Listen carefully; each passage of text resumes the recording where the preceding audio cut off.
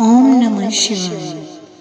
आज हम महादेव जी के पीले धागे बांधने में धागा खोलने का महत्व और साथ में सारा विधान जानेंगे। शास्त्र अनुसार भादव मास शुक्ल पक्ष सोमवार के दिन पूरी स्वस्थता और श्रद्धा विश्वास से महादेव जी के अमृत वेला में पीले धागे सुहागने अपनी बाई कलाई और कुमारी कन्या व पुरुष अपनी दाई कलाई पर बांधते हैं। कुछ लोग धागा बांधकर सोमवार का व्रत भी रखते हैं। कुछ लोग केवल व्रत उपासना के नियम करते हैं, जैसे स्नान, ध्यान व दान का हर व्रत जप तप आदि में विशेष महत्व होता है। इसलिए समर्थानुसार आप धर्म कर्म दान पुण्य कीजिए। महादेव जी का धागा किसी भी वेद पाठी ब्राह्मण के घर या मंदिर से प्राप्त कर सकते हैं। धागा बांधते समय लोटे में जल भरकर धागे का एक भाग जल में डुबोकर और दूसरा भाग हाथ में पकड़कर हाथों में भीगे हुए काले चने के दाने दक्षिणा लेकर कथा कहनी और सुननी चाहिए और मन में अपनी इच्छा प्रकट करते हुए पूर्ण विश्वास से भोलेनाथ जी के धागे बांधे और साथ में थोड़ी सी घास भी लपेटे। फिर कुछ समय बाद या संध्या के समय फिर से अपनी इच्छा प्रकट करते हुए लाल कपड़े में धागे व घास को रखकर गांठ लगा ले और इस पोटली को अपने मंदिर या कजोरी में रखे। फिर भादो असु कत्तक मास बीतने के बाद मकर मास में शुक्ल पक्ष सोमवार के दिन उसी प्रकार लोटे में जल भर के कथा कहते व सुनते चरे की चूरी बनाकर व्रत खोले। ये सारी विधि बहुत ही सरल है। ये परंपरा हमारे भगवान के साथ जुड़ने का सरल मार्ग बताती है। बदलते समय अनुसार ये परंपरा अलोप हो रही है। जैसे सूर्य चंद्रमा आदि अपना कार्य करना नहीं छोड़ते, वैसे ही धर्मात्मा लोग अपना धर्म कार्य नहीं छोड़ते। इसलिए मैं आप सभी से अनुरोध करती हूँ कि हम सबको मिलकर अपनी रीति रिवाज परंपराओं को दिल से अपनाते हुए अपने संस्कारों को धरोहर के रूप में एक दूसरे में अपने बच्चों को समर्पित करना चाहिए, क्योंकि कहते हैं ज्ञान हमेशा बांटने से ही बढ़ता है।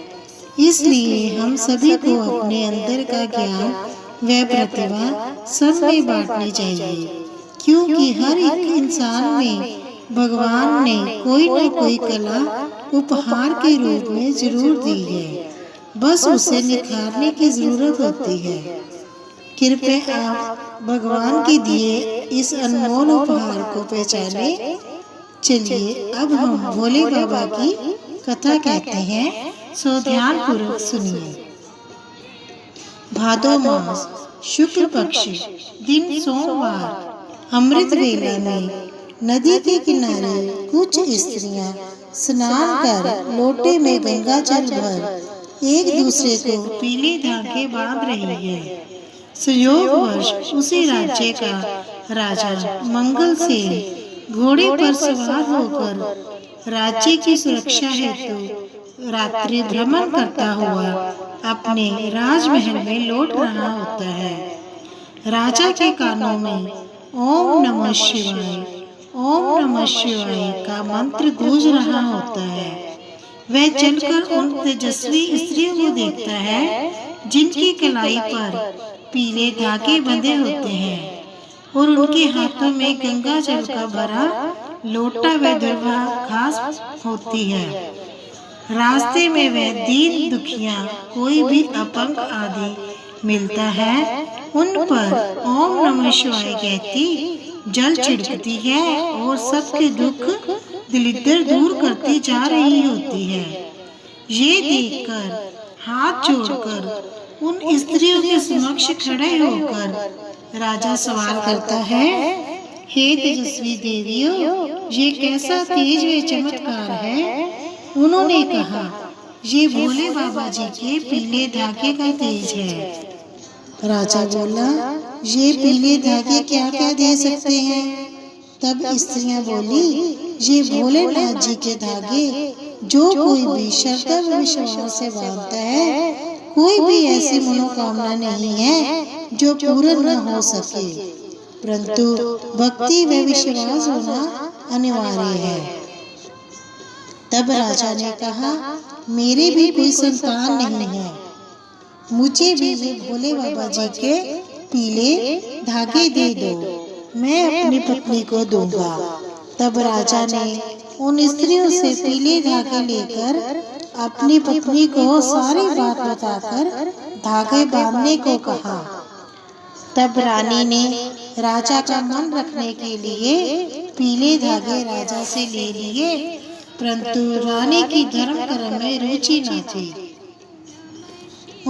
रानी ने भोले बाबा के पीले धागे का अपमान कर उन्हें पीछे गौशाला में फेंक दिया।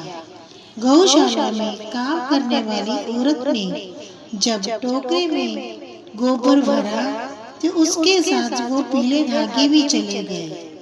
तब वह टोकरा उससे ना उठे। फिर उसने उठाकर टोकरे में देखा, पीले धागे चमचमा रहे थे। तब उसने उन धागों को अपने पल्लू में बांध लिया। घर आकर नहा धोकर देखो देखी उसने भी भोलेनाथ के अनजाने वश अपने धागे अपनी कलाई पर बांध लिए। वह रातों रात दासी से रानी बन बैठी। भोलेनाथ की बहुत ही कृपा उस पर हो गई। उसी रात राजा को काला साया दिखाई दिया और स्वप्न में होनी ने आकर कहा, राजा, मैं तेरे घर आई हूँ, अब तू बता, मैं तेरे तन पे पढ़ूं या तुम्हारे धन पर पढ़ूं? तुम्हारे धन पर पढ़ूं। तब राजा ने कहा, तू मेरे धन पर पढ़ जा। उसी क्षण राजा की आंख खुलती है। तब राजा देखता है कि होनी अपना कार्य कर चुकी होती है। राजा का सारा धन चोर चुरा कर ले गए। बाकी प्रकृति की आपदाओं ने सब कुछ नष्ट कर दिया था। तब राजा रानी से बोला, पता नहीं हमसे क्या भूल हो गई है। रातों रात हम राजा से रंग बन गए हैं। ये बात सुनकर रानी ने अपना भेद ना खोला। राजा बोला, जहाँ राज किया है वहाँ हम भीख नहीं मांग सकते। एक पंजाबी में कहावत है, जिथे करिए राज ओते ना मंगिए भीख, जिथे करिए राज ओते ना मंगिए भीख, जिथे मंगिए भीख ओते ना करिए राज। कहते हैं बुरे दिनों में खुद का साया भी साथ छोड़ जाता है। यही हालत राजा रानी की हुई। राजा रानी कुएं से पानी निकालते हैं तो कुएं का पानी जमीन के नीचे धंस जाता है। फलों से लदे पेड़ों को जब हाथ लगाते हैं तब फल ऊपर चढ़ जाते हैं। कोई तरस खाकर कुछ देता है तो वो माटी बन जाता है। और जब मछली निकाल कर भूनने लगते हैं तो पानी में उछलकर मछली जा गिरती है। ये सब देखकर उन्हें कोई अपने पास तक बिठाने को तैयार ना था। आखिर वह अपनी बहन के घर जाते हैं। सब घर वालों से सब बातों से अनजान बहन अपने भाई का बहुत ही आदर सत्कार करती है। परंतु जब राजा रानी भोजन ग्रहण कर रहे होते हैं तब हंस का एक चित्र दीवार पर लगा होता है। उसके साथ एक कुंडी पर 9 लखा हार टंगा होता है।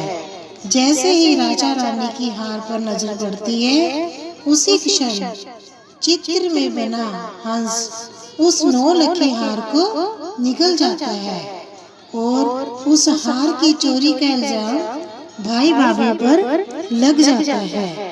बहन के घर से अपमानित होकर भटकते भटकते राजा रानी घनघोर जंगल में वट वृक्ष की छाया में जा बैठते हैं।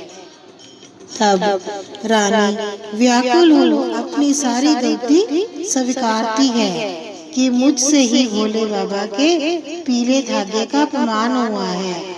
ये सुनकर राजा आश्चर्यचकित रह जाता है। उधर रानी के मन को भी आभास हो जाता है कुछ गलतियां माफी के काबिल होती हैं और कुछ सजा के। अपनी सजा को सोचते हुए डर कर रानी ने अपने पति से कहा, मुझे अपनी जान का सिराना और मुंह में अंगूठा दे दो, तब मैं सोऊंगी। क्या पता आप मुझे छोड़कर न चले जाएं। परंतु रानी को क्या पता कि राजा के मन में तो रानी के प्रति दुविचार आ चुके हैं। राजा रानी की कही बात मानकर रानी को सुला देता है, परंतु आसपास की घास फूस इकट्ठी कर जांग को उठाकर घास फूस को किया इकट्ठा सरहाने की तरह रानी के सिर के नीचे रख देता है और आसपास पूजा किया हुआ छुहारा लेकर रानी के मुंह में रख देता है और दूर अन्य राज्य निकल जाता है। तब राजा का बुरा साया पीछे छूट जाता है। संयोग से दूसरे राज्य की कन्या का स्वयंवर रचा होता है। उस समय लड़की अपना वर खुद चुनती थी। राजा की बेटी ने मंगल सेन के राजा को देखते ही दही की कटोरी सिर में डालकर फूलों का हार उसके गले में डालकर उसे अपना पति चुन लिया। राजा को फिर से राज्य सुख प्राप्त हो गया। परंतु उधर रानी जंगलों में मारे मारे भटकती है। अंत जंगल में एक साधु की कुटिया दिखाई देती है। रानी अपने आप को कुटिया में बंद कर लेती है। जब साधु आता है तब साधु कहते हैं, इस कुटिया में कौन भूत चुड़ैलनी चली आई है, बाहर आओ। तब रानी रोते हुए कहती है, ना मैं कोई भूतनी हूँ और ना ही मैं कोई चुड़ैलनी हूँ। मैं तो एक दुखियारी स्त्री हूँ जो अपने किए दुष्ट कर्मों का फल भोग रही हूँ। मुझे आप 7 बार अपनी धर्म की पुत्री कहोगे तभी मैं बाहर आऊंगी। साधु ने 7 बार रानी को अपनी धर्म पुत्री कहकर स्वीकार किया। रानी पूरा वर्ष अपनी गलती की क्षमा याचना करती रही और भोले बाबा की श्रद्धा से उपासना करती रही। फिर से भादो मास के शुक्ल पक्ष का सोमवार आया। तब रानी ने अपने पिताजी से कहा, मुझे आज भोलेनाथ जी के पीले धागे बांधने हैं, मुझे चने चाहिए। संयोग से उसी दिन साधु उसके पति के द्वार पर भिक्षा लेने के लिए चला गया। तब राजा ने गुड़ और आटा दिया। तब साधु ने कहा, मुझे काले चने भी चाहिए, आज मेरी बेटी ने पीले धागे बांधने हैं। भोलेनाथ के पीले धागों का नाम सुनते ही राजा को अपनी रानी की सुध आ गई। तब राजा बोला, मुझे भी कथा सुननी है, वह पीले धागे बांधने हैं। साधु राजा को रानी के पास ले आया। दोनों के बीच पर्दा लगा दिया जाता है। जैसे जैसे रानी कथा बोलती है, पर्दा अपने आप फटने लगता है। राजा रानी को देखकर प्रसन्न हो जाता है और साथ चलने को कहता है। तब रानी जाने से इनकार कर देती है और कहती है, आप मुझे दुख के समय छोड़कर चले गए थे, आप मेरे पति नहीं हो। तब साधु ने कहा, बेटी होनी होकर रहती है। चलो तुम अपने पति संग जाओ, क्योंकि बेटियों को राजा तक अपने पास नहीं रख सकते, तब मैं कहाँ से रखूँगा। साधु ने धर्मपिता का पूर्ण कर्तव्य निभाकर जाते समय बेटी को दही का कटोरा और फूलों भरी कटोरी हाथ में दी और कहा, अगर तुम्हारा दही का कटोरा हिलने लगे, फूल मुरझा जाए, तब समझ लेना तुम्हारे पिता का काल आ गया है। राजा रानी अपने राज्य की सीमा तक पहुँचे ही थे, तब दही का कटोरा हिल गया और फूल मुरझा गए। तभी रानी रोने लगी, वापिस चलो, मुझे अपने धर्म पिता के पास जाना है। राजा कहता है, तुम व्याकुल ना हो, हमारे बुरे दिन बीत गए हैं। वह कौन से तुम्हारे जन्मदाता पिता थे, धर्म के पिता है। तुम महलों में चलकर सुख भोगो। तब रानी ने कहा, मैंने अपने धर्म को त्याग कर बहुत ही कष्ट पाया, इसलिए वापस मुझे जाना है। राजा रानी को वापस धर्म पिता साधु की कुटिया में ले आए। साधु ध्यान मगन बैठे थे। बेटी को देखकर कहा, धर्म पिता ने कहा, जब तक पृथ्वी पर सूर्य चंद्रमा रहेंगे, तब तक धर्म कर्म रहेंगे। मैंने तो बस तुम्हारी धर्म परीक्षा ली थी, तुम अपने धर्म परीक्षा में पास हो गई हो। पहली होवे किसी के साथ ना हो और दूसरी होवे सबके साथ हो। जैसे भोले बाबा ने राजा रानी पे कृपा करी, वैसे हम सब पर करें। और हाथों में पकड़े चने के जो दाने हैं, उन्हें एक एक करके लोटे में डालना है और ये वाक्य कहना है, पुज्जी मच्छी जल चिपई, राजा रानी दी विपदा गई। पुज्जी मच्छी जल चिपई, राजा रानी दी विपदा गई।